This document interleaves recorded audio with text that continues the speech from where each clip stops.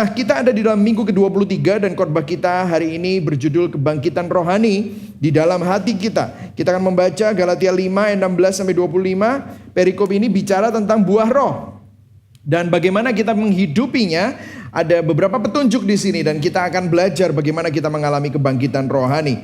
Saya akan bacakan yang putih, saudara bacakan yang oranye, kita akan membacanya bergantian. Galatia 5 ayat 16, maksudku ialah hiduplah oleh roh, maka kamu tidak akan menuruti keinginan daging. 17, sebab keinginan daging berlawanan dengan keinginan roh, dan keinginan roh berlawanan dengan keinginan daging, karena keduanya bertentangan, sehingga kamu setiap kali tidak melakukan apa yang kamu kehendaki. Akan tetapi jikalau kamu memberi dirimu dipimpin oleh roh, maka kamu tidak hidup di bawah hukum Taurat.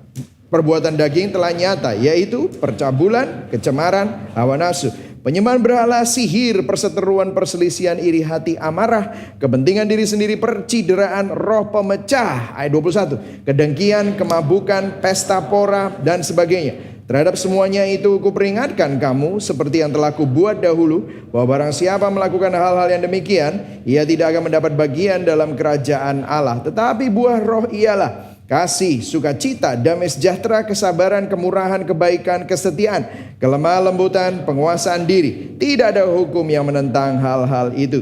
Barang siapa menjadi milik Kristus Yesus, ia telah menyalibkan daging dengan segala hawa nafsu dan keinginannya.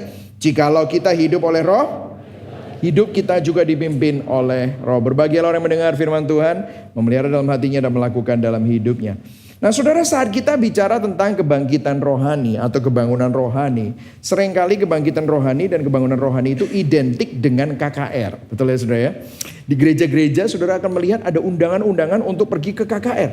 Bahkan ada advertising kalau saudara lesu, kalau saudara belum mengenal artinya kelegaan, dibangkitkan rohaninya, saudara butuh mendaftar untuk datang ya. Nah sebagai orang Kristen kita sering sekali diundang dan bahkan KKR ini dikemas, ada persiapan tersendiri, ibadahnya beda, bahkan ada puasanya dan yang lain-lain supaya orang-orang yang datang nanti dibangkitkan rohaninya. Apakah ada yang salah? There's nothing wrong dengan kebaktian kebangunan rohani. Namun banyak dari kita lupa bahwa di dalam Kristus kita memiliki kuasa kebangkitan yang tinggal, kuasa kebangkitan Kristus itu tinggal di dalam hati kita. Jadi sebenarnya untuk mengalami kebangunan rohani, saudara tidak harus pergi ke KKR. Dan bahkan gereja tidak perlu mengadakan KKR untuk memuridkan jemaatnya untuk supaya mereka mengalami kebangunan rohani. Nah kalau saudara perhatikan, Rasul Paulus berkali-kali juga sering mengatakannya di ayat-ayat yang lain. Saya akan berikan beberapa saja. Efesus 1 ayat 18 sampai 20 dia berkata begini. Supaya ia, yaitu Tuhan, menjadikan mata hatimu terang agar kamu mengerti. Nah mengerti di sini bilang aslinya bicara tentang mengalami.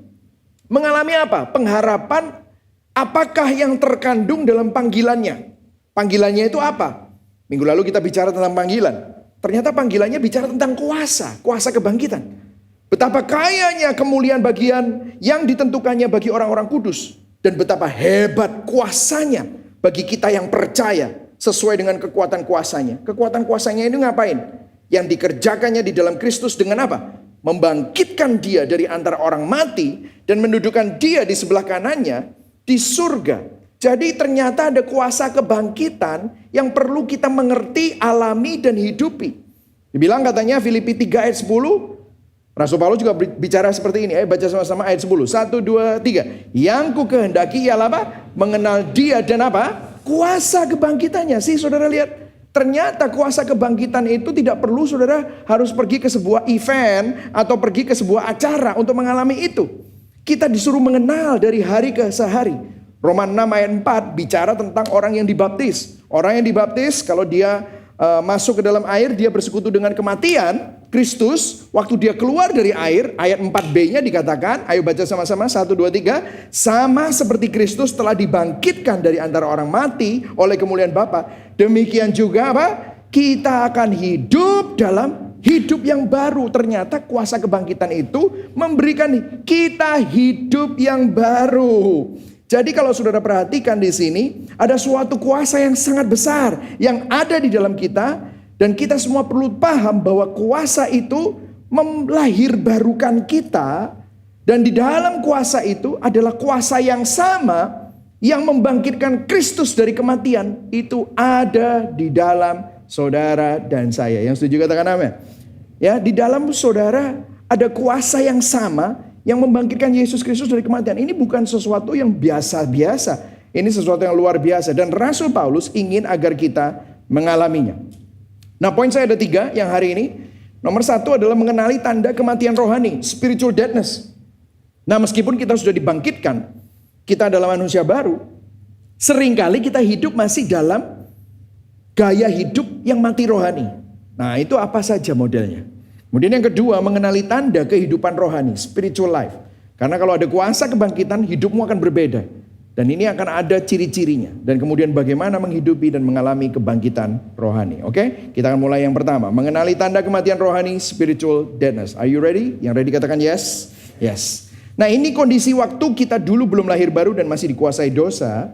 Budak dosa, manusia terkurung dalam kematian rohaninya. Nah, dikatakan begini. Perbuatan daging telah nyata yaitu. Ayo baca sama-sama. Yaitu titik 2. Percabulan, kecemaran, hawa nafsu. Penyembahan berhala, sihir, perseteruan, perselisihan, iri hati, amarah, kepentingan diri sendiri, percideraan, roh pemecah, kedengkian, kemabukan, pesta pora, dan sebagainya. Saudara kalau notice di sini, ada 15 kata yang dipakai untuk mendeskripsikan perbuatan-perbuatan atau dosa-dosa orang yang mati rohani. Ya, itu seperti apa? Nah, saya akan breakdown sedikit ya, supaya saudara bisa mengerti. Kalau saudara lihat 3 yang pertama, itu adalah dosa tentang seks. Yang biru itu ya, percabulan yang bicara tentang perbuatan asusila. Yang persetubuhan antara orang yang belum menikah, itu artinya porneia, itu bahasa Yunaninya. Kecemaran ini bicara tentang praktek atau hubungan seksual yang tidak wajar. Akatarsia, itu bahasa Yunaninya. Kemudian hawa nafsu di sini bicara aselgia, yaitu seks yang tidak terkendali. Orang yang kecanduan seks. Jadi percabulan, kecemaran, hawa nafsu. 3 dari 15 itu bicara tentang dosa tentang seks. Nah, orang yang hidup seperti ini akan kelihatan. Ganti-ganti pasangan, ganti-ganti pacar, pokoknya kumpul kebo, kacau balau lah. Hidupnya kacau balau. Nah, ini kelihatan. Kemudian ada yang kedua. Golongan kedua, kalau sudah lihat di sini yang biru, penyembahan berhala dan sihir. Nah, penyembahan berhala di sini bukan bicara tentang penyembahan berhala yang biasanya kita bicarakan, yaitu seperti kayak keluarga jadi berhala, uang jadi berhala, bukan. Tetapi Paulus bicara merujuk tentang praktek okultisme, perdukunan, jimat, penyembahan, dan praktek keagamaan ritual pagan. Pagan itu mistis, hal-hal penyembahan roh-roh, dewa-dewa, dan pekerjaan roh mistis dari setan yang palsu. Orang punya ilmu hitam, ilmu putih, whatever it is, santet, jimat. Nah, ini model-model seperti itu. Ini dosa tentang agama. Dosa tentang kepercayaan yang salah. Nah, ini kelihatan orangnya punya berhala, orangnya punya jimat, orangnya juga mungkin pakai yang enggak-enggak gitu ya. Jadi modelnya pun sudah kelihatan. Kemudian ada golongan yang ketiga. Golongan yang ketiga saya taruh yang paling bawah itu, yaitu kemabukan dan pesta pora. Kemabukan dan pesta pora ini bahasa aslinya adalah bicara tentang penyalahgunaan obat bius atau narkoba, substance abuse. Nah, ternyata narkoba, alkohol atau kemabukan itu sudah ada dari 2000 tahun yang lalu, saudara. Jadi ini bukan dosa baru. Ini merupakan sesuatu yang digumulkan oleh manusia dari awal, saudara. Nah, saudara bisa lihat ya, ini dosa-dosa yang kelihatan semua. Ada 15. Tetapi yang 7 kelihatan. 3 tentang seks, 2 tentang agama, 2 tentang penyalahgunaan obat bius dan alkohol. 7. Nah, tetapi ada yang kalau sudah perhatikan, ada 8. Nah, yang ini nih, ini nggak kelihatan. Dosa di dalam hati dan sikap. Betul, saudara? Coba kita lihat perseteruan, perselisihan, iri hati, amarah, kepentingan diri sendiri, percideraan, roh pemecah, kedengkian. Saudara bisa saja tidak pernah mabuk-mabukan. Saudara bisa saja nggak pernah narkoba. Saudara bisa saja secara perbuatan asusila saudara tidak pernah melakukannya. Saudara tidak punya jimat, tidak punya ilmu hitam, tidak punya ilmu putih, nggak punya santet dan yang lain-lain. Tetapi saudara pasti mengalami yang namanya dosa-dosa model seperti ini di dalam bisnis saudara, di keluarga saudara. Berapa banyak di sini memiliki perselisihan, iri hati, amarah, kepentingan diri sendiri dalam keluargamu, dalam gereja, dalam pelayanan, Ini bisa terjadi, saudara. Jadi model-model seperti ini menunjukkan bahwa Paulus menunjukkan bahwa dosa bukan hanya tentang perbuatan pelanggaran moral, tapi juga ada di dalam motivasi hati. Saudara, mungkin saja saudara tidak melakukan yang ekstrim. Seringkali gereja itu tidak menyoroti hal-hal yang kelihatannya tidak terlihat. Orangnya kelihatannya baik-baik, tapi penuh dengan kepahitan. Itu sama saja dengan ini. Nggak ada bedanya. Orang yang memiliki dosa-dosa seperti ini tidak kelihatan. Tapi dosa-dosa ini sangat keji di hadapan Tuhan dan bisa membinasakan kita. Apa yang dikatakan Rasul Paulus? Rasul Paulus berkata apa? Terhadap semuanya itu kuperingatkan kamu seperti yang telah kubuat dahulu. Bahwa, baca sama-sama yang orangnya. 1, 2, 3. Barang siapa melakukan hal-hal yang demikian, ia tidak akan mendapat bagian dari kerajaan Allah. Nah, saudara, kalau saudara lihat, ini adalah keadaan kita di luar Kristus. Di luar Kristus kita diperbudak dosa karena kita mati rohani. Kita memang gak berdaya. Berapa banyak dari kita berusaha gak iri hati. Tetapi tahukah saudara, sosial media, Facebook, Threads, apalagi Twitter, itu semua dibentuk untuk membuat kita konsum. Kenapa? Kita iri lihat orang, kenapa dia punya itu, kita gak mau kalah, kita juga beli. Dan apa yang terjadi? Kita penuh dengan dosa-dosa yang kelihatannya tidak kelihatan. Kita diperbudak, dibelenggu oleh nafsu dan hasrat itu. Nah, itulah yang namanya dosa, problem dosa itu di dalam Reform Doctrine atau Doctrine of Grace. Itulah yang namanya total depravity. Katakan sama-sama, total depravity. Apa sih itu? Kerusakan total manusia. Manusia bukan hanya tercemar atau sedikit rusak, bukan, rusak total. Manusia bukan tercemar oleh dosa, tetapi dirinya rusak oleh dosa. Mati rohani. Orang mati gak bisa milih. Kalau dia punya kehendak bebas, saudara punya kehendak bebas? Ya, kehendak bebas kita akan selalu memilih dosa dan selalu diperbudak oleh dosa karena kita mati rohani. Itulah sebabnya makanya Yesus ngomong sama Nikodemus untuk memperoleh kerajaan Allah, untuk masuk kepada kerajaan Allah, kamu perlu dilahirkan kembali. Dilahirkan kembali, maksudnya apa? Dilahirkan oleh Roh. Jadi kita ini bukan hanya modifikasi dari yang lama jadi yang baru. Tetapi kalau saudara menerima Kristus, saudara semua dilahirkan baru. Completely manusia baru. Rasul Paulus di Roma 6 melanjutkan penjelasannya begini, saudara. Ayo kita baca sama-sama ayat 24. 1, 2, 3. Barang siapa menjadi milik Kristus, ia telah apa? Menyalibkan daging dengan segala hawa nafsu dan keinginannya. Ayat 25. Jikalau kita hidup oleh Roh, baiklah hidup kita juga dipimpin oleh Roh. Jadi barang siapa milik Kristus, kita ada di dalam Kristus. Kita ini dipimpin oleh Roh mestinya. Kenapa? Karena kita memiliki hati yang baru, roh yang baru. Yang mati rohani sekarang bangkit rohaninya karena kuasa yang sama yang membangkitkan Kristus. Karena saudara percaya oleh iman, sekarang saudara memiliki roh yang membangkitkan itu. Saudara tahu di Yehezkiel 36 ayat 26 sudah dinubuatkan 700 tahun sebelum Yesus dan Pentakosta terjadi. Dikatakan begini, saya nggak ada di sini tapi saya bacakan. Saudara pasti sering dengar dari khotbah-khotbah kita di Gibeon. Kamu akan kuberikan hati yang baru, roh yang baru di dalam batinmu. Aku akan menjauhkan dari tubuhmu hati yang keras dan kuberikan kepadamu hati yang taat. Itu adalah efek dari roh yang baru itu. Rohku akan kuberikan diam dalam batinmu. Aku akan membuat kamu hidup menurut segala ketetapanku. Tetap berpegang pada peraturan-peraturanku dan melakukannya. Jadi di dalam Kristus kita mengalami kebangkitan rohani. Hidup dipimpin oleh Roh Kudus. Hidup yang dipimpin oleh Roh Kudus ini ada efeknya. Natur kita berubah. Perbuatan kita berubah. Sikap kita berubah. Tiba-tiba kita gak nyaman dengan dosa. Dulu waktu berdosa gak merasa bersalah. Namun sekarang kita gak nyaman dengan dosa. Saya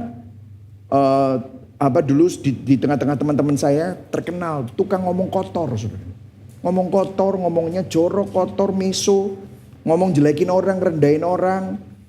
Ngebully orang itu biasa. Nah waktu sudah mulai jadi hamba Tuhan, bahkan waktu mengenal Injil, banyak orang yang cerita sama saya tentang ajaran-ajaran pendeta-pendeta yang sesat gitu ya, yang salah-salah. Nah kalau sudah ngomong kayak gitu itu kan kadang-kadang suasananya itu gak enak ya. Wah kita tuh kayaknya suka menjelekkan pendeta ini, gereja ini. Saya bilang memang ada yang salah. Tapi kenapa ya hati ini kok nggak enak ya ngomong kayak gitu. Saya bilang oke, ajarannya salah. Tetapi kalau dia benar-benar domba Kristus, kita perlu mendoakan loh orang itu. Supaya orang itu juga bisa bertobat. Karena dulu ajaran saya juga salah. Tapi puji Tuhan karena kasih karunia Kristus, saya ngerti Injil. Akhirnya saya bisa mengerti dan membenarkan ajarannya sekarang lebih benar. Belajar Alkitab yang benar. Siapa bilang orang itu pasti guru sesat yang selama-lamanya sesat. Dan pasti akan dihukum Tuhan. Tidak semua. Nah itu ada yang gak enak. Iya ya. Oke, kita ngomong ajarannya. Tetapi let's not get caught up. Jangan sampai tenggelam di dalam kebencian, kepahitan. Gara-gara kita adalah jemaat barisan sakit hati. Gitu saudara ya. Nah di dalam Kristus, orang yang mengalami kebangkitan rohani dan hidup dipimpin Roh Kudus, sudah gak akan nyaman dengan sesuatu yang tidak sesuai dengan firman Tuhan. Ada efek yang berubah. Tetapi buah roh ialah. Nah kita masuk ke dalam poin yang kedua. Mengenali tanda kehidupan rohani. Buah roh itu seperti apa. Nah coba sudah perhatikan di sini ada yang menarik. Banyak orang miss ini. Tetapi buah roh ialah. Firman Tuhan gak bilang gini. Tetapi buah-buah roh. Enggak. Bahasa Inggrisnya juga fruit of the spirit. Nah kalau saudara lihat fruit of the spirit. Itu dalam bahasa Inggrisnya. Grammarnya. Itu artinya fruitnya satu. Kalau dia mau banyak. Dia akan tulis fruits pakai S. Ya saudara ya. Fruit of the spirit. Nah kenapa kok satu? Padahal yang dideskripsikan berapa? 9. Apakah Paulus menggunakan tata bahasa yang buruk atau salah? Apakah subjek dan predikatnya tidak ada kesepakatan? Apakah Alkitab salah? Bukan. Jadi buah roh di sini bicara tentang keutuhan dan keseluruhan. Satu buah, bukan buah-buah. Fruit, not fruits. Tapi kalau satu buah, mengapa ada 9? Karena ada 9. Rasul Paulus menggunakan single satu buah. Intinya begini saudara. Dengarkan, ini penting sekali. Karena pekerjaan Roh Kudus yang satu akan menghasilkan 9 atribut sebagai buah. Tetapi kenapa kok 9 di dalam satu? Seperti batu berharga, safir, rubi, atau zamrud memiliki 9 sudut yang menjadi keindahan kilauannya. Maka buah roh memiliki 9 karakteristik yang tidak terpisahkan dan merupakan suatu keutuhan. Pekerjaan Roh Kudus itu akan menghasilkan ciri-cirinya seperti ini. Oke, kita akan baca sama-sama. Ayo baca sama-sama. 1, 2, 3. Tetapi buah roh ialah apa? Kasih, sukacita, damai sejahtera, kesabaran, kemurahan, kebaikan, kesetiaan, kelemah lembutan, penguasaan diri. Tidak ada hukum yang menentang hal-hal itu. Nah, maksudnya apa kok 1 dan bukan 9? Ada implikasinya. Artinya begini, saudara mungkin sering dengar statement-statement seperti ini. Dan statement ini nggak benar. Di sini ada kebaikan ya. Salah satunya, nomor 6 ini, kebaikan. Coba saudara pernah dengar gini nggak? Orang itu tuh mestinya baik. Tapi ya itu kelemahannya. Dia itu nggak setia. Pernah dengar nggak? Orang itu baik. Tapi ya itu nggak punya penguasaan diri. Pernah dengar ya? Let me tell you. Itu bukan buah roh. Karena begini, artinya kalau orang itu baik, tapi dia nggak setia atau dia nggak punya penguasaan diri, artinya baiknya dia itu bukan pekerjaan roh, tapi baiknya dia itu pekerjaan daging. Ada banyak orang baik di dalam dunia ini, tetapi baik karena dia takut karma. Ada banyak orang baik di dalam dunia ini, tetapi baik karena dia punya agenda. Ada orang banyak baik, kenapa kok dia nggak setia lagi waktu dia baik? Dia baik tapi kok tidak setia. Karena waktu dia memberikan kebaikan, dia mengharapkan sesuatu dari orang yang menerima kebaikannya. Tetapi waktu kebaikannya tidak dibalas seperti apa yang diharapkan, makanya dia tidak setia. Betul atau tidak? Jadi kelihatannya memang orang itu baik, tapi kelemahannya adalah nggak setia, nggak punya penguasaan diri, kurang lemah lembut. Artinya kebaikannya bukan dari Roh Kudus, kebaikannya dari daging. Pernah dengar ini juga? Orang itu tuh memang sangat mengasihi, tapi orang itu nggak punya damai sejahtera, gampang khawatir. Pernah dengar seperti itu? Itu kelemahannya. Itu nggak benar.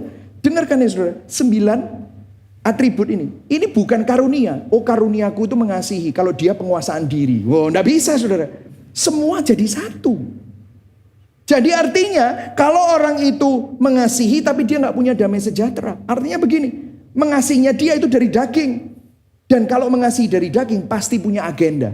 Dia mengasihi seseorang karena dia berharap dia juga dikasihi. Pada waktu pemberian kasih kembalinya itu tidak sesuai dengan harapannya, dia nggak damai sejahtera. Betul atau enggak? Jadi ini menunjukkan bahwa kasih yang tidak dihasilkan dari roh itu selalu ada korup kasihnya. Satu lagi ya, dia ini orangnya sangat penuh sukacita, tapi sayang ya dia nggak punya penguasaan diri. Itu kelemahannya. Loh beda saudara. Artinya kalau dia bilang orang ini penuh sukacita tapi nggak punya penguasaan diri, jangan-jangan sukacitanya itu bukan perbuatan roh tetapi karena daging. Dia sukacita tapi nggak punya penguasaan diri. Dia cari apa yang membuat dia happy. Makanya liar hidupnya. Loh ya toh. Pernah ketemu sama orang, wah orang ini selalu hai, wah ketemu pokoknya happy, terus pokoknya hidupnya dia life of a party. Tidak punya penguasaan diri. Itu kelemahannya. Tidak bisa saudara. Artinya sukacitanya dia dari daging, bukan dari roh. Nah saya akan masuk sedikit menjelaskan kepada saudara supaya saudara jelas 9 ini atribut apa saja. Nah kalau saudara mau lebih jauh, saya nggak bisa terlalu deep karena kalau enggak ini jadi seminar buah roh ya saudara ya. Nanti kalau seminar buah roh nanti 2 sesi, nanti saudara nggak pulang sampai jam 6 sore gitu saudara ya. Tetapi kan saudara mau pulang kan ya. Jadi saya rekomendasikan sebuah buku ya, Galatians for You by Tim Keller. Di sana keren, dia memberikan gini. Menurut buah roh itu kasih seperti apa yang asli, yang menurut Injil, kemudian lawan katanya apa, dan kemudian yang palsu seperti apa. Dia jelaskan, bagus sekali. Nah saya akan kasih ringkasannya secara cepat, at least saudara punya bayangannya. Oke, kasih itu definisinya adalah melayani seseorang demi kebaikan dan nilai intrinsik orang itu. Bukan karena apa yang orang tersebut berikan kepada Anda. Nah banyak orang itu mengasihi karena oh ya, aku senang sama dia, aku mengasihi dia soalnya dia suka setuju sama saya, senang aku. Wah, itu bukan mengasihi, namanya golek bolo gitu saudara ya. Ya itu kan boloan itu ya. Nah, itu bukan mengasihi, tapi definisi mengasihi meskipun orang itu tidak menguntungkan apa-apa. Tetapi Anda mengasihi orang itu karena nilai dan kebaikan di dalam Tuhan dan bukan karena apa yang orang itu bisa kasih. Kalau orang mengasihi orang yang mengasihi saudara, preman juga melakukan itu, mafia juga melakukan itu. Ya kan? Penjahat juga melakukan itu. Nah, kasih ini bicara tentang melayani seseorang demi kebaikan karena Tuhan. Nah, opositnya apa? Lawannya apa? Melindungi diri sendiri. Menggunakan manusia. Menyalahgunakan hubungan. Nah, itu lawan katanya.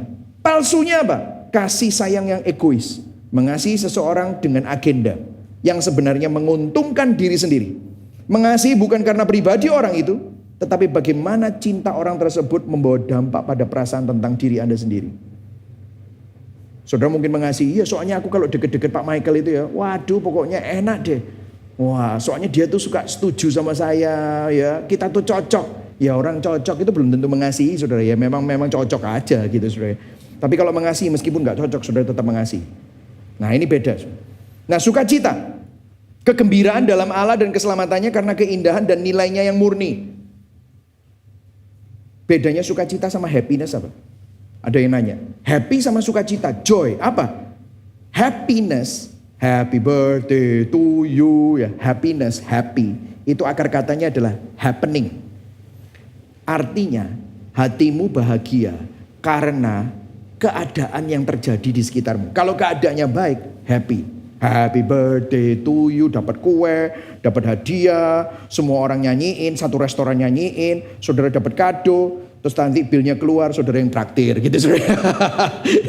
Nggak happy lah. Oh biasanya tetap happy. Kenapa? Karena semua orang memperhatikan saudara gitu ya. Kalau di Indonesia yang ulang tahun yang traktir. Kalau di Amerika, oh semua orang urunan untuk traktir yang ulang tahun. Itu saya dulu bertahun-tahun begitu. Waktu saya di Indonesia happy birthday, oh ternyata saya yang disuruh traktir gitu saudara. Waduh, tiwasi ngono gak boleh aku gitu. Saya pikir enggak lah bercanda ya saudara. Tapi saya enggak apa-apa, itu kan happy. Nah happy, joy itu beda. Joy itu enggak seperti itu. Kegembiraan dalam Allah itu karena keselamatannya dan keindahan nilai dari sesuatu yang jauh lebih tinggi. Makanya ada orang yang bisa sakit tapi dia bisa sukacita. Loh kok bisa ya? Karena dia melihat meskipun aku mengalami keadaan yang tidak baik, tetapi aku tahu Tuhan pasti ada kebaikan di balik semua musibah dan pergumulanku. Wah, ini luar biasa. Lawan katanya apa? Putus asa. Gampang hampa, kosong. Palsunya apa? Ya itu tadi, happy. Kegirangan yang datang karena berkat, bukan karena ucapan syukur yang memberkati. Perubahan suasana hati hanya berdasarkan keadaan. I need to go faster ya. Damai sejahtera. Yakin, tenang dalam kedaulatan Allah. Lebih daripada diri sendiri. Lawannya apa? Gampang khawatir, cemas. Palsunya kayak gimana? Sudah pernah ketemu sama orang Wallace? Wallace santai gitu. Terus tanya ono, kamu kok santai banget dong? Yo, ape mati, mau urip, terserah. Itu bukan damai, saudara. Gak peduli. Acuh tak acuh. Apatis. Nah ini palsu. Jadi ketidakpedulian itu bukan damai sejahtera. Ada orang kayaknya wah tenang, santai. Tapi dia sebenarnya bukan orang yang peduli. Dia pokoknya minding my own business. Kayak kuda dikasih gini tuh. Makanya hidupku tenang-tenang saja. Zen. Tapi karena dia tidak peduli sama orang lain. Kesabaran. Kemampuan untuk menghadapi masalah dari orang lain atau kehidupan. Tanpa meledak marah atau menyerang. Menderita dengan penuh sukacita. Wah. Karena kita percaya bahwa rencana Tuhan dalam hidup kita pasti baik. Sabar. Nah opositnya apa? Benci sama Tuhan. Benci sama orang. Gara-gara lu ini, gua ini jadi susah. Palsunya kayak gimana? Sabar, sinis, sombong diri. Atau bahkan pembiaran. Saya pernah ngobrol-ngobrol dengan salah satu pastor kita. Sudah mungkin tahu. Dia sendiri sudah cerita. Di umum gitu ya. Di tengah-tengah staff gitu suka cerita. Pak Haryadi, saudara tahu. Yang suka katekismus itu ya, Pastor Haryadi, dia bilang, saya ini orang lihat saya sabar. Tapi sebenarnya pastor, sebelum saya kenal Injil, sabar saya itu karena apa? Pembiaran. Wis terserah, saya tidak mau berperkara dengan masalah, ya sudah. Saya biarkan. Itu bukan sabar, saudara. Itu adalah counterfeit dari kesabaran. Jadi artinya pembiaran. Saudara. Oh ternyata pembiaran. Orang bisa kelihatan sabar, tapi bisa membiarkan. Kemurahan. Kemampuan untuk melayani orang lain dengan murah hati disertai oleh ketulusan, kerentanan dari keamanan batin yang dalam. Bahkan dia nggak main kalau dimanfaatkan. Wow, ini murah hati sekali. Lawannya apa? Iri, dengki, sehingga tidak mampu bersukacita dengan sukacita orang lain. Ya ini iri, dengki. Ada yang nanya sama saya, iri sama cemburu bedanya apa, Pastor? Kalau cemburu itu selalu ada pihak ketiga yang bersaing untuk mendapatkan perhatian atau kasih sayang. Tapi kalau iri hati lebih ke arah aku menginginkan sesuatu yang dia inginkan. Apakah itu kekayaan, status, penampilan. Nah itu iri hati. Tapi orang yang kemurahan tuh gak kayak gitu. Dia gak lihat orang lain dan membandingkan dirinya. Counterfeitnya apa? Perbuatan baik yang manipulatif. Berbuat baik supaya dianggap baik. Berbuat baik supaya dipuji orang. Nah ini kemurahan yang palsu ya saudara ya. Nah ini kebaikan, integritas. Integritas itu asli, kejujuran, keterbukaan. Sama orangnya. Di depan orang maupun publik maupun privat. Orangnya sama. Opositnya apa lawan? Munafik, muka dua. Palsunya apa? Pernah dengar gini? Aku ini YCW. What you see is what you get. Ya kalau aku gak senang tak omong no. Nek kon gak senang ya urusanmu. Wah kelihatannya integritas. Enggak. Itu namanya kebenaran tanpa kasih. Iku saenake dhewe, saudara. Artinya saudara gak peduli perasaan orang. Saudara melampiaskan hanya untuk kepentingan diri sendiri. Yang penting aku sampaikan. Gak peduli apakah itu bisa membangun atau tidak. Nah itu bukan integritas. Itu palsunya. Kesetiaan. Nah ini kesetiaan luar biasa. Loyal berdasarkan prinsip, berkomitmen sangat dapat diandalkan, setia sama janji. Opositnya lawannya apa? Oportunis. Hanya jadi teman pada saat masa-masa baik. Begitu masa susah, hilang. Gak pernah ketemu. Sudah mungkin pernah ya punya teman-teman yang seperti itu. Palsunya seperti apa? Ada orang yang setia tapi gak jujur. Sehingga gak mau menegur temannya meskipun temannya ini butuh ditegur untuk salah. Itu setianya setia palsu. Dia hanya berpihak aja tanpa berdiri di atas kebenaran. Nah ini kelemah lembutan. Kelemah lembutan di sini bicara tentang rendah hati, tidak memikirkan diri sendiri. Tim Keller punya buku Self Forgetfulness. Dia tulis di sini dan dia punya buku yang lain. Dia bilang begini, Self Forgetfulness. Susah untuk diterjemahkan. Semoga saudara ngerti ya. It's not thinking less of yourself, but thinking of yourself less. Paham? Oh, ini mukanya muka kosong jam 2 siang gitu saudara ya. Ya. Ya, it's not thinking less of yourself, but thinking of yourself less. Saudara nggak narsis, nggak merendah-rendahkan diri, tapi juga mengurangi rasa narsis. Nah, opposite lawannya apa? Narsis, self-absorbed, semuanya tentang diriku. Tadi saya sangat diberkati tuh sama salah satu anak youth tuh yang bilang, dulu kalau saya ngelihat sesuatu harus semuanya dari sudut pandang saya. Tapi puji Tuhan di youth ini saya diajarin teologi. Wah, di teologi jadi saya itu ngelihat dari sisi sudut pandang Alkitab, sisi sudut pandang Tuhan. Wih, dari kecil sudah dari muda udah belajar supaya nggak narsis itu, luar biasa. Nah, kita perlu belajar seperti palsunya seperti apa? Orang yang palsu itu kelihatannya rendah hati tapi sebenarnya rendah diri. Oh, pemalu. Oh, jangan sungkan, paise gitu ya. Sungkan gitu. Sebenarnya itu terobsesi pada diri sendiri.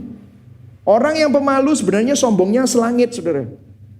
Kenapa? Karena dia tidak mau kelihatan salah, kelihatan jelek, makanya dia merasa inferior. Tetapi sebenarnya itu semua berpusat pada diri sendiri. Penguasaan diri ini kemampuan untuk memilah hal yang penting atau lebih tinggi nilainya daripada sekedar yang mendesak. Artinya dia bisa tahan, tidak impulsif ya. Opositnya apa? Emosional, nggak terkendali, impulsif. Palsunya seperti apa? Dia punya kemauan keras untuk menahan diri, tapi karena agenda pribadi dan ambisi. Nah, ini bukan penguasaan diri karena Kristus. Kristus menguasai diri, menjalani salib gitu ya. Oh, itu luar biasa. Tetapi penguasaan diri sebenarnya ini karena dia ingin mendapat keuntungan dari situasi. Nah, ini penguasaan diri yang palsu. Nah, saudara lihat ya, setelah 9, ini sudah 9. Saudara lihat, susah ya pastor? Ya memang susah. Ada banyak yang bilang, pastor kalau saya dengerin khotbahnya pastor ya, itu 2/3 di awal itu, semuanya itu tentang kayaknya eksposisi Alkitab, itu susah semua dilakukan. Iya, saya mau kasih tahu kepada saudara, Alkitab, kekristenan itu bukan cuma susah. Tidak mungkin. Impossible. Makanya saudara butuh juru selamat. Makanya saudara butuh kuasa Kristus. Makanya saudara butuh bukan teladan. Kalau saudara lihat Kristus hanya teladan, saudara frustrasi. Kenapa? Saudara gak akan mungkin bisa mengikuti jejak sang teladan. Kristus mati dan dia tinggal di dalam hidup kita. Bukan untuk membuat saudara berusaha lagi dengan kekuatanmu sendiri. Tetapi dia memampukan. He lives in you, dia tinggal di dalam kita to empower you, memampukan dan memberikan saudara kuasa untuk hidup di dalam kuasanya. Nah, yang ketiga, saya hampir selesai. Bagaimana menghidupi dan mengalami kuasa kebangkitan Kristus? Oke? Ada petunjuknya. Petunjuknya ada di sini. Kalau kita lihat, kita baca sama-sama di ayat 16. 1, 2, 3. Maksudku ialah, ayo baca sama-sama. Hiduplah oleh roh, maka kamu tidak akan menuruti keinginan daging. Nah, ini ada sebuah prinsip yang sangat penting yang perlu kita perhatikan.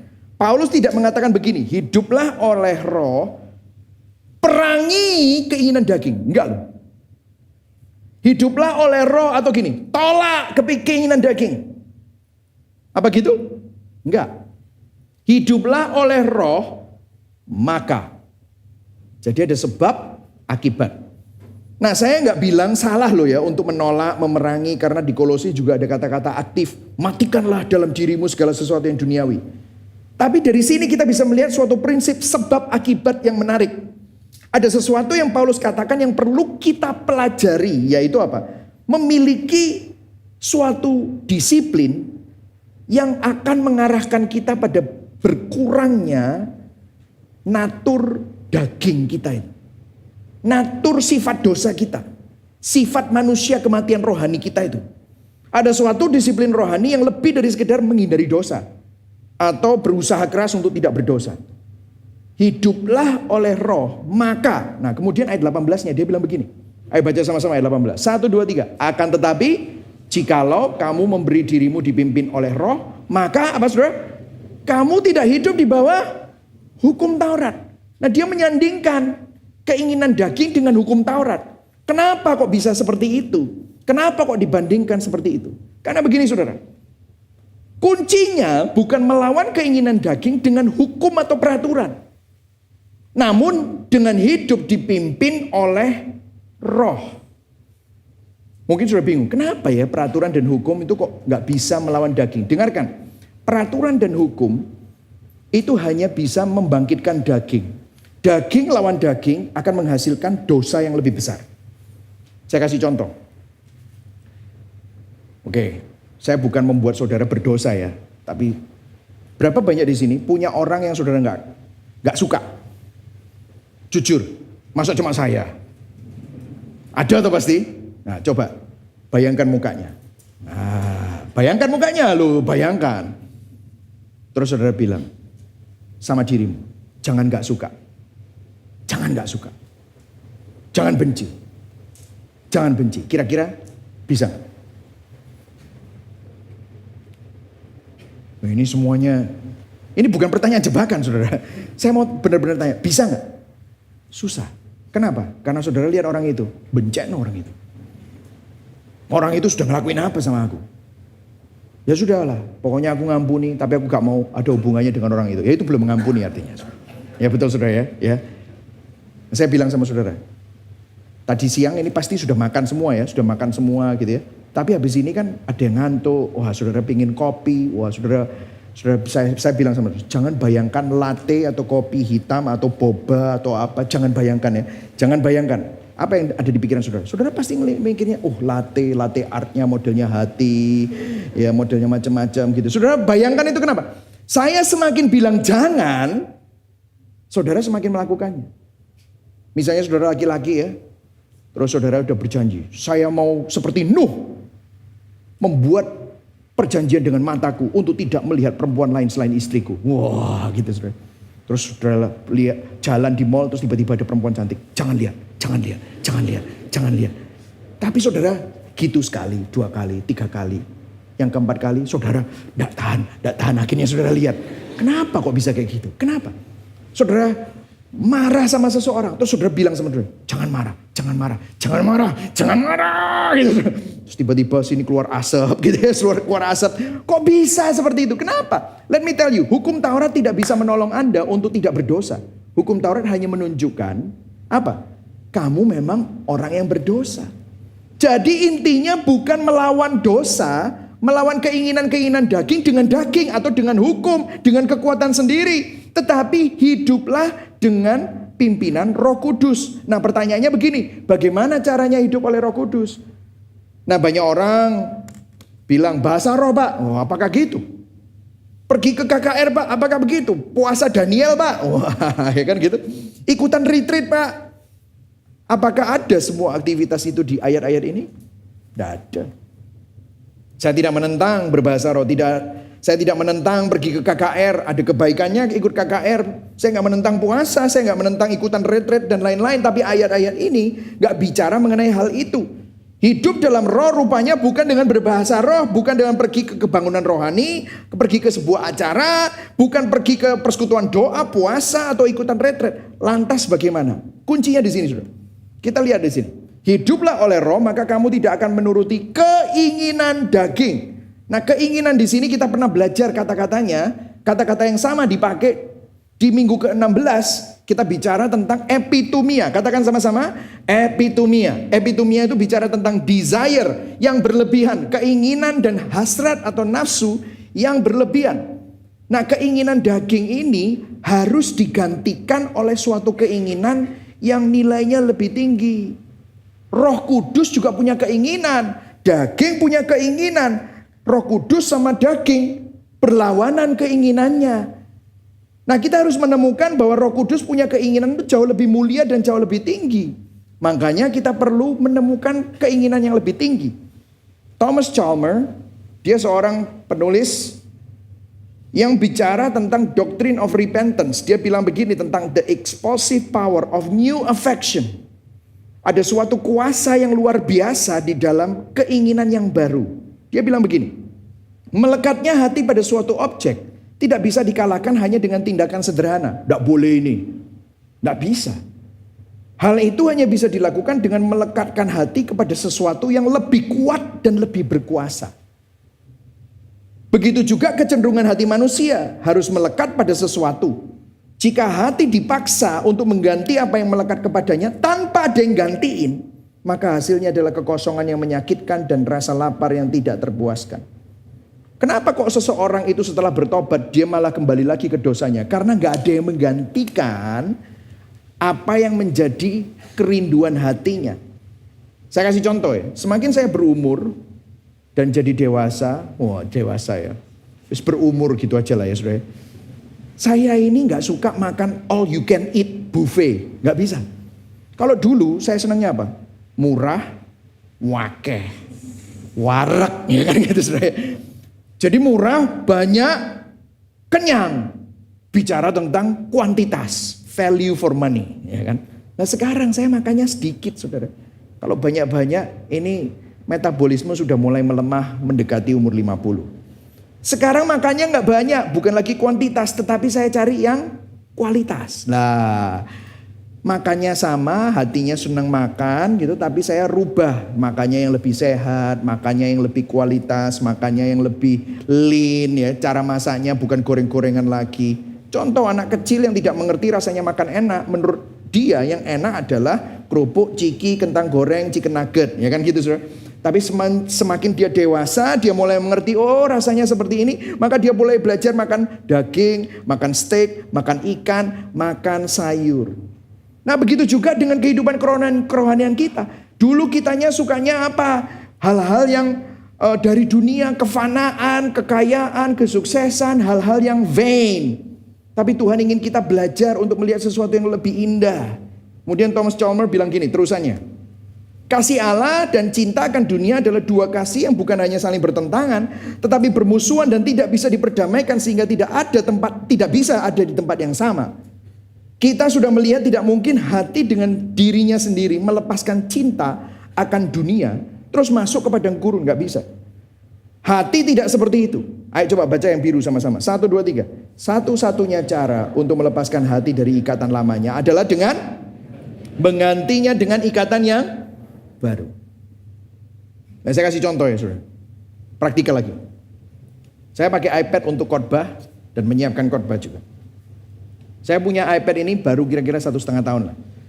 Ini Liquid Retina 4K, bukan pamer ya saudara. Ini cerita ilustrasi. Nah sebelumnya saya punya yang berapa? 3 generasi sebelum ini. 3 generasi sebelum ini. Dan kebetulan crack. Screen-nya udah crack.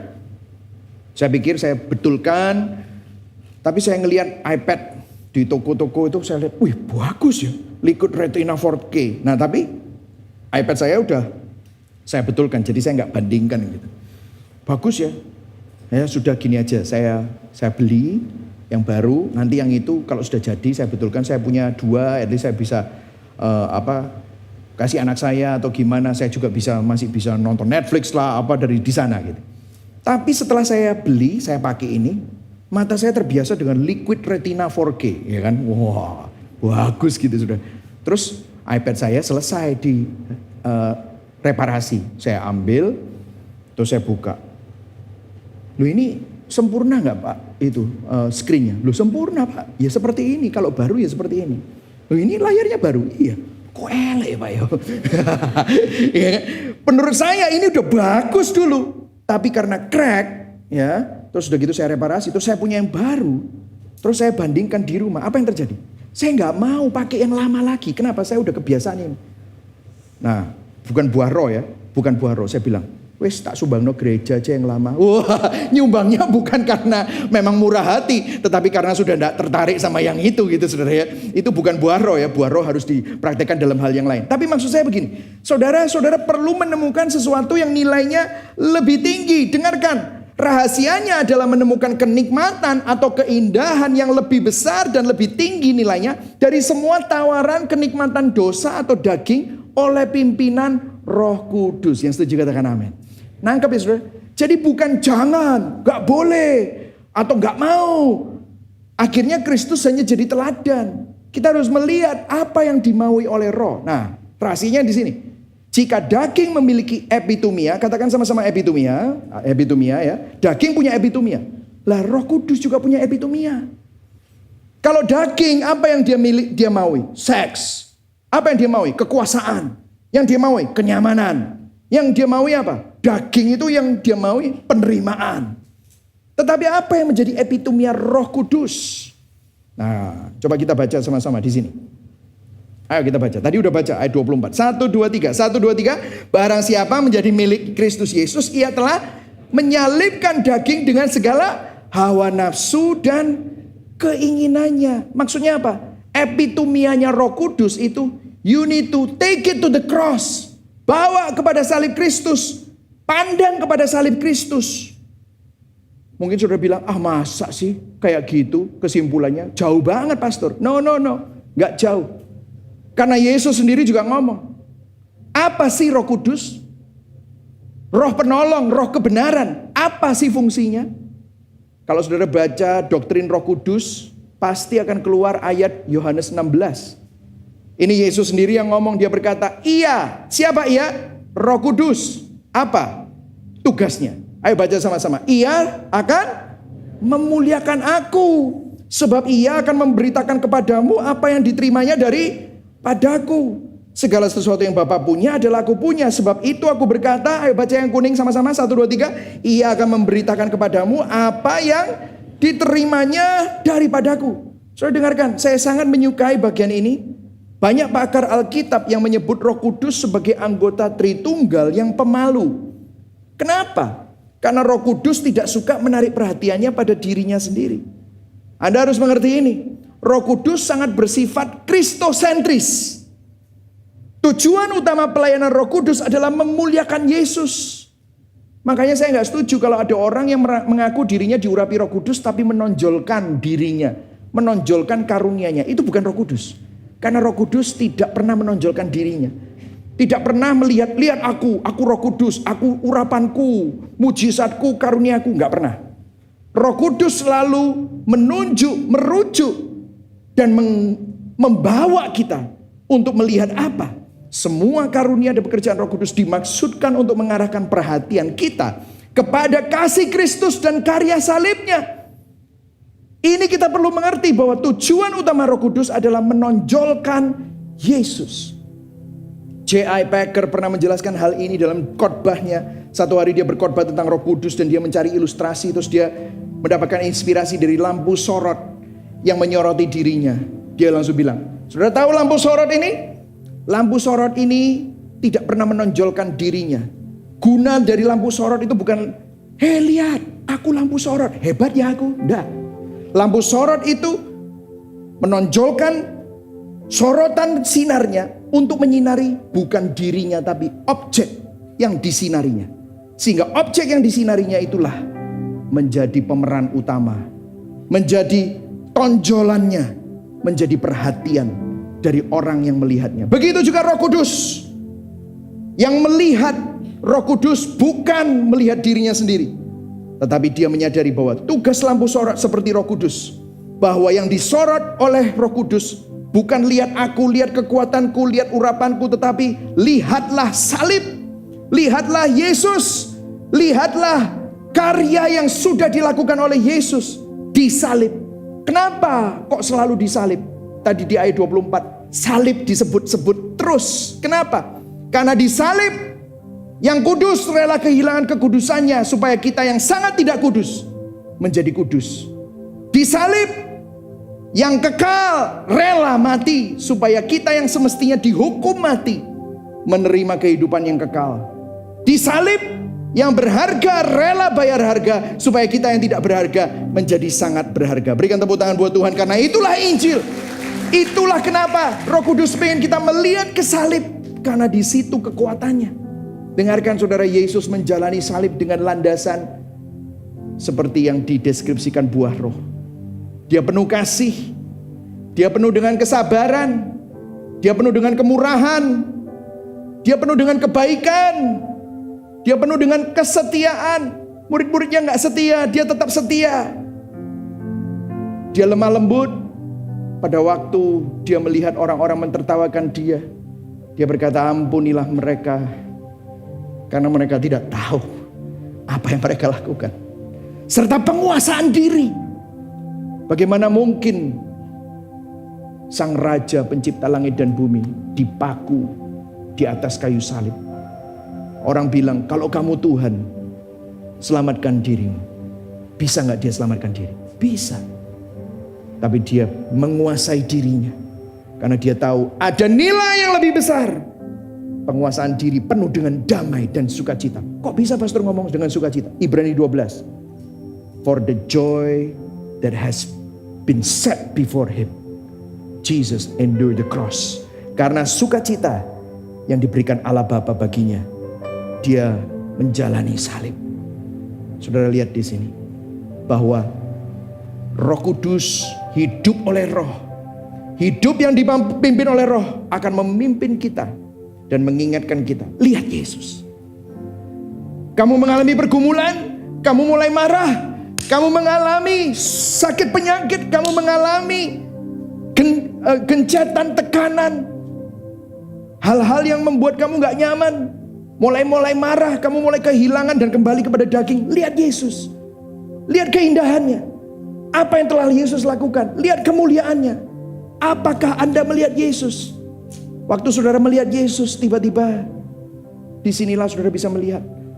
Mungkin saudara tiap kali ketemu sama mertuamu, ketemu sama kakakmu, atau ketemu sama teman-temanmu. Kenapa ya kok pulang-pulang dari ketemu sama teman-teman hatiku resah? Kenapa ya? Saudara mulai telusuri, saudara mulai lihat Injil. Tiba-tiba saudara sadar, selama ini saudara cari penerimaan mereka. Saudara cari penerimaan mertuamu. Saudara cari penerimaan teman-temanmu. Tiba-tiba saudara bisa melihat hidup itu dengan 4K, liquid retina. Oh ya ampun, aku memberhalakan manusia, aku memberhalakan penerimaan mereka. Aku lupa bahwa penerimaanku, aku yang gak berharga, itu menjadi sangat berharga karena yang paling berharga rela bayar harga di atas kayu salib. Wow, aku berharga bukan karena apa yang orang katakan, tetapi apa yang Kristus lakukan buat aku. Tiba-tiba waktu saudara terima itu, pertamanya hati saudara bergejolak, tiba-tiba gejolaknya hilang. Tiba-tiba saudara punya irene, damai sejahtera. Tiba-tiba saudara bisa punya kelemah lembutan. Pertamanya saudara mulai sambatan dengan status saudara. Tiba-tiba saudara punya penguasaan diri. Tiba-tiba saudara punya belas kasihan. Tiba-tiba nggak ngoyoh. Buah itu nggak pernah ngeden. Buah itu keluar. Kenapa? Waktu kamu lihat Yesus. Waktu Roh Kudus mengingatkan, pandang salibnya. Lihat keindahannya. Lihat apa yang Kristus lakukan buat kamu. Saudara bisa rest. Saudara bisa tenang. Disitulah saudara dibebaskan dari belenggu dosa. Amin saudara. Reflektifnya. Apakah kita masih dikuasai oleh daging? Atau dipimpin oleh Roh Kudus? Siapa yang kita pandang? Apa yang menjadi epitomia saudara? Seringkali yang jadi epitomia kita adalah hal-hal yang fana. Pandang pada Yesus. Dalam pergumulan kita, siapa yang kita nikmati? Siapa yang kita pandang? Apa yang menjadi sukacita kita? Apakah kita masih berusaha mengalahkan daging dengan hukum, kekuatan sendiri, atau memandang kepada Yesus? Waktu engkau memandang kepada Yesus, tiba-tiba waktu seperti saya memandang iPad ini, saudara melihat kehidupan dengan 4K liquid retina. Jelas, ya ampun Tuhan, terima kasih untuk karyamu. Bertobat saudara, bertobat dari mengandalkan diri sendiri dan mencari kepuasan serta sukacita dari kefanaan dunia. Temukan keindahan kasih Kristus, nikmati kasih itu. Nikmati penerimaan yang kita miliki di dalam Kristus. Roh Kudus pasti akan memimpin kita kepada apa? Semua karunia dan pekerjaan Roh Kudus dimaksudkan untuk mengarahkan perhatian kita kepada kasih dan karya salib Kristus. Berikan tepuk tangan buat Tuhan. Amin saudara. Mari sama-sama bangkit berdiri. Sebelum kita nyanyikan lagu My Word Is Not In What I Own, lagunya cocok sekali untuk renungan kita hari ini. Karena Injil, kita mengalahkan dosa bukan dengan modifikasi perilaku, namun karena dipimpin oleh kuasa Roh Kudus. Yang setuju katakan amin. Amin. Kita tidak melawan dosa dengan menekan hasrat, hawa nafsu, menggunakan peraturan. Namun karena kasih karunia Kristus, keindahannya menata ulang kasih di hati kita. Karena Injil, kebangunan rohani di hati bukan dialami melalui sebuah acara, namun kita alami melalui perenungan Injil di dalam kehidupan kita sehari-hari. Amin, saudara.